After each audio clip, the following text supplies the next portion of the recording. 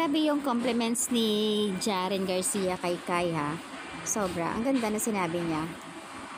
We both support and complements in each other since D1 pa lang talaga paglabas ng bahay. PBB. And very vocal sila. They like to work each other and very close-ended. Kaya sobrang ang lakas ng Kairen. Yung iba hindi nakakaintindi sa sinasabi ni Jaren. Talagang gusto lang talaga nila na ibabash si Kai. At marami silang nererito, Jarlet, Fiang Jaren, kung sino-sino na lang.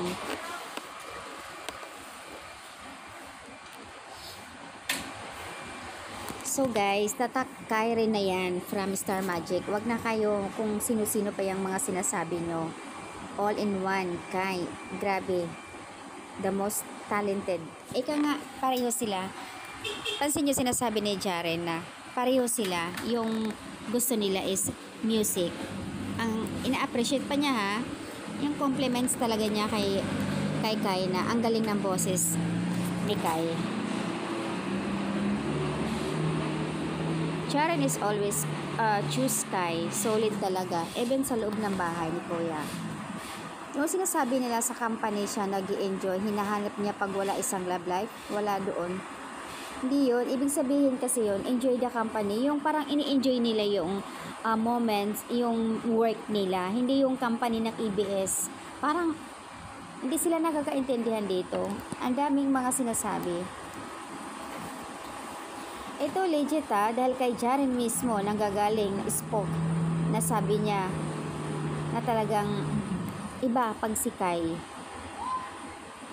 Lahat pinupuri yun. Kaya wala na kayong masasabi doon guys kasi mismo na si Jaren ang nagsasabi kung paano niya pinangalagaan si Kai. Kung mayroon man kayong nirereto para kay Jaren, hindi yun. Kasi nakatatak Star Magic na yung Kairen mismo. Star Magic EBS ang official love team sa kanila.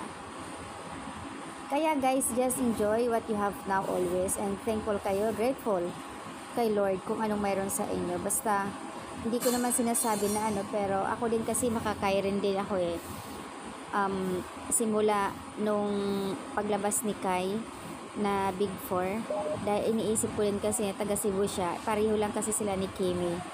Although magpagkakaiba sila ng storyline nila, pero dahil nga ay isang lugar lang sila, kaya masasabi ko pareho silang talented, Kimi and Kai.